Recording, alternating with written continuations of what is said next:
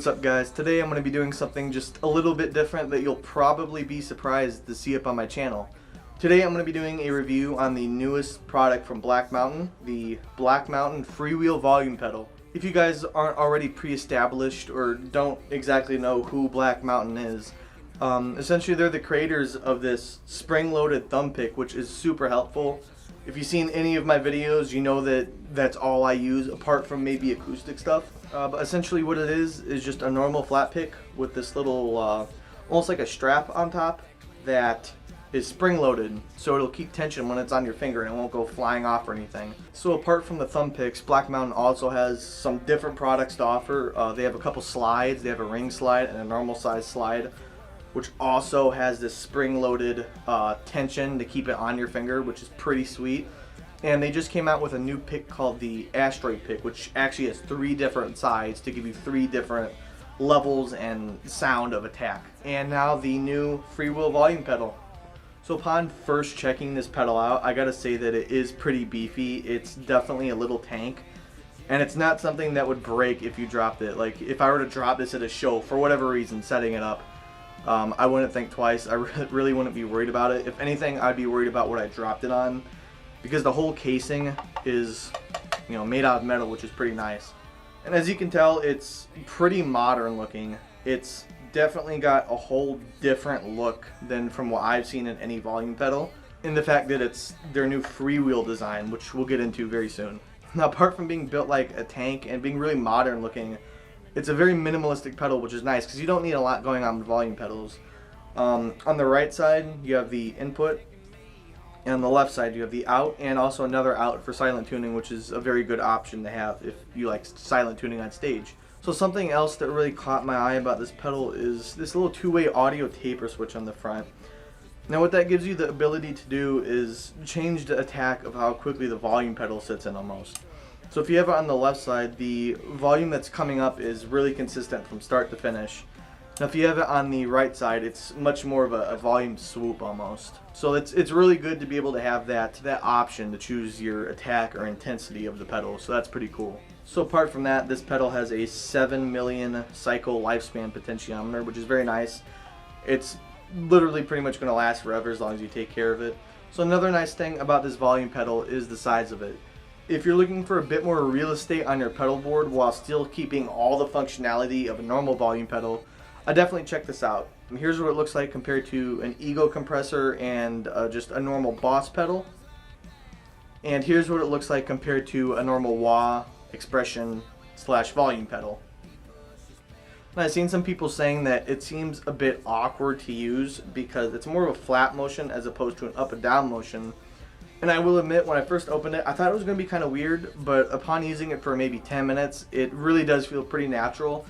And I almost feel like you can get much more expressive and really accurate with how intense you want the attack of the volume to be. So there's not much more to say about this awesome little pedal. So let's go ahead and see how it sounds and how it works. So now that we're all plugged in and ready to go, I'm plugged into my Nashville Tele, which you'll see in most of my videos, into my smaller pedal board today, a Wampler Ego compressor, Wampler Deluxe Paisley drive, and MXR 10 band EQ, which is off right now.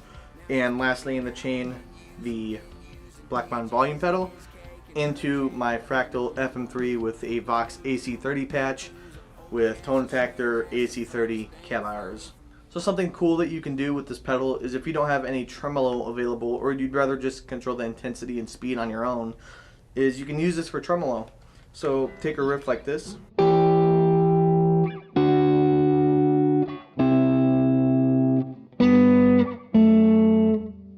Add a bit of trem to it.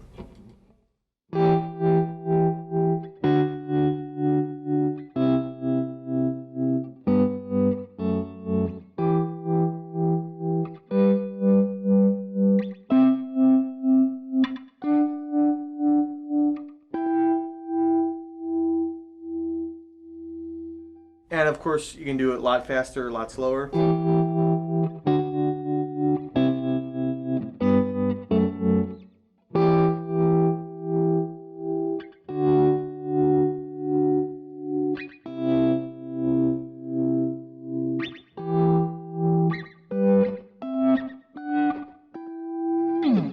something else that's kind of cool that you can do is take something like a one-note lead.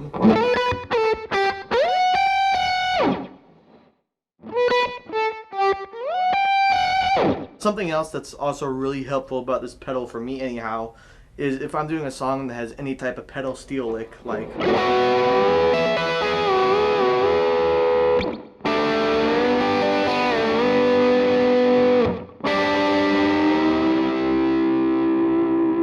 something like that. It's not really possible live without a volume pedal, and it's definitely difficult to automate it or to use your volume on your guitar.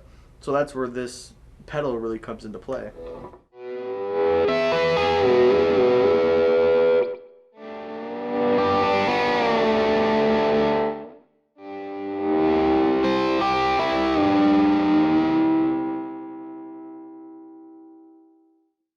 So you can see where it can really come in useful for little stuff like that. And there's just so many examples, it'd be impossible to do it all in one video.